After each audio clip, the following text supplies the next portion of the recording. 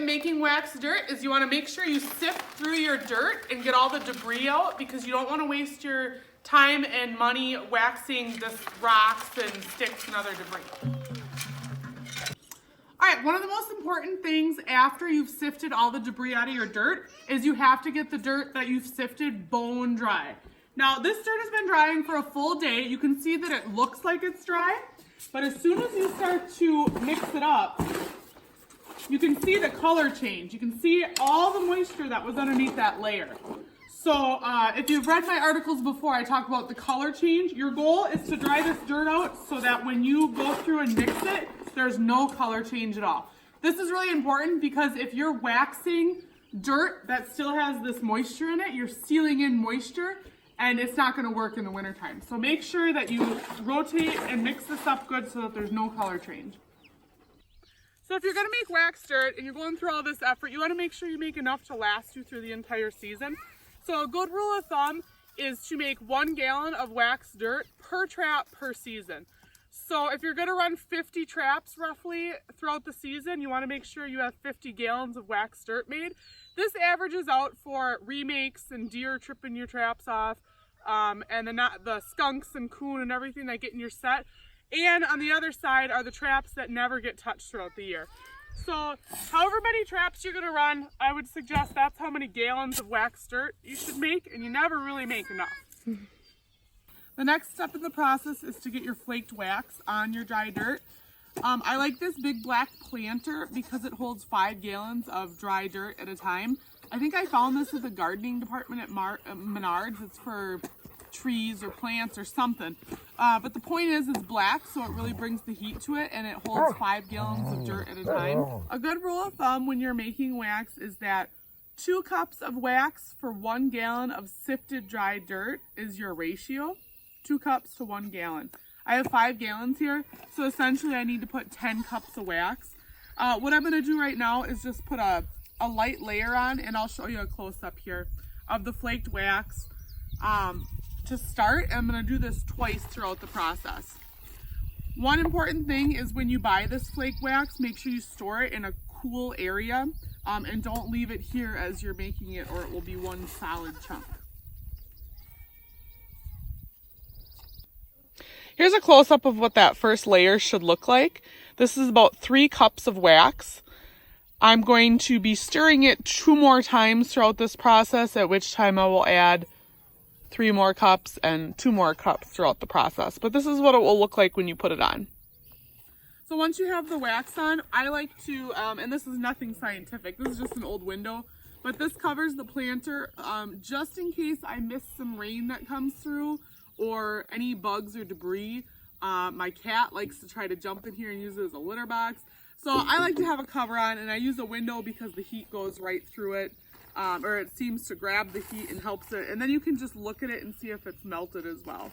So when you're done, be sure to take your wax with you so that this bag of wax doesn't become one solid chunk. Here is the beginning as the wax starts to melt. You can see on the left, the dirt is appearing wet. And that is the wax melting, and as soon as all the white disappears, I'll give it a good stir to coat all the dry dirt, and then we'll keep going. Alright, so this wax dirt is totally done. It's a little bit hard to see on camera, but I'm stirring it to make sure that there's no big lumps of wax left in. For the most part, it's all soaked into the dirt, and I've been stirring it for a couple days. If you use a cement mixer, you really won't have to worry about this, but if you're doing this method by hand, you want to break up all these little clumps of dirt. And then I'm going to bring this into my garage out of the sun, because it's really important that this cools past that melting point, and I keep stirring it until some of that heat gets out. Otherwise, it's just going to solidify into a big block of wax dirt, and you won't be able to break it up again unless you heat it. So I'm going to take it out of the sun, bring it in the shade, stir it maybe once or twice in the next few hours just to get some of that heat out, and then I'll show you the next step for storage. Alright, we're finally at the final step. This wax dirt is complete the way it is, but I like to do this last piece of it to stretch it out so it'll last all winter. So I like to store in a metal garbage can. It just seems to wick away the moisture, keep scent off, and I can keep it out of the way, and it's a lot more sturdy than a plastic bin. So I've been stirring this throughout the afternoon as the sun's gone down, so all the heat is out of this now. I'm not sure how much you can see, but it is a little bit lumpy, which those will kind of go to the bottom of the can over time.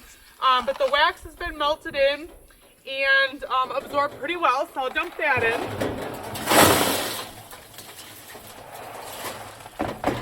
And again, that was 5 gallons that I made. So what I also do is, this is just plain peat moss that you buy in the gardening section, and I've been drying that out behind the scenes. Nothing added into it. I've just simply been drying it out on a tarp in the garage. And I like to add an equal amount of peat moss in with my wax dirt. It's very important that the peat moss is totally dry. When you buy it in the bags, it's not dry. There's a lot of moisture in there, so that's why you rip open the bag on a tarp and get that good and dry. So basically equal parts peat moss and wax dirt, and then I'll just stir it up so that it's mixed real good. And that peat moss helps to wick away moisture, but it also is a filler, so that I don't have to use so much wax dirt per set. I can have it mixed with peat moss, and it just goes a little bit further. So this is all good and mixed, and that was 5 gallons of dirt, 5 gallons of peat moss, so I made 10 gallons of freeze-proof material for trapping this winter.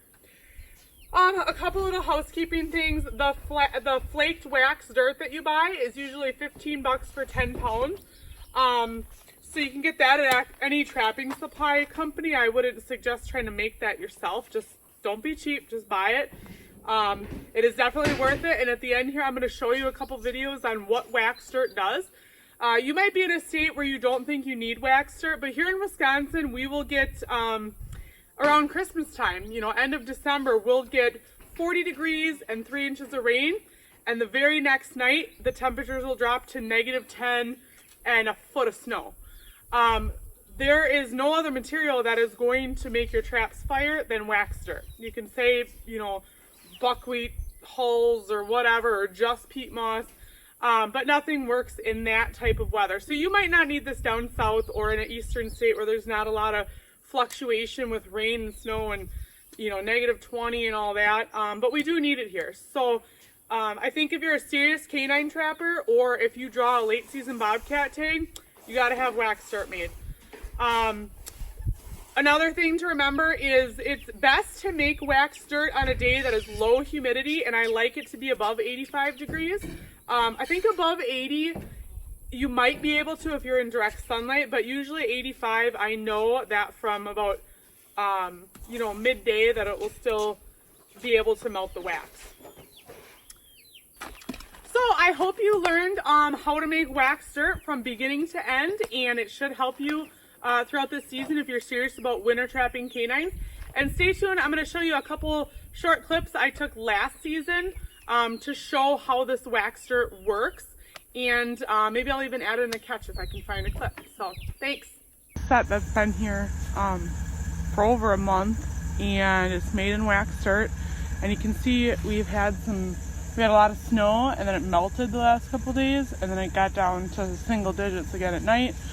So what you would do is just come, and there's always like an ice layer, because the wax dirt doesn't allow